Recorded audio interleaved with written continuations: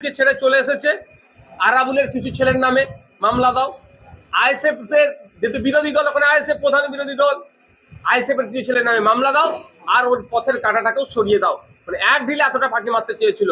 তবে একটা কথা বলে রাখি, আমি যতটুকু খবর পাচ্ছি, এটা একদম ওপর থেকে সিপি স্যারের ওখান থেকে নাকি এটা তদারকি হচ্ছে। He is very much intelligent, আমরা জানি। আমি আশা করব সঠিক উদ্ঘাটন হবে, যারা যুক্ত সর্বোচ্চ শাস্তি পাবে। একটা কথা বলি, এটা ইনভেস্টিগেশনের পার্ট।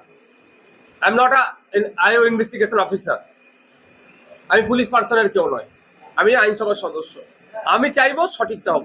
যদি ধীরে চলেও সঠিকটা উদ্ঘাটন হয়েছে, একটা তো রুট পাওয়া গিয়েছে যে কে যুক্ত আর কেন খুনটা হয়েছে, কে যুক্ত পাওয়া গেছে, এবার কেন খুনটা হয়েছে আর কারা কারা যুক্ত, কারা আগে খুনটা করতে বলেছে, এগুলো বাকি আছে। আমি আশা করব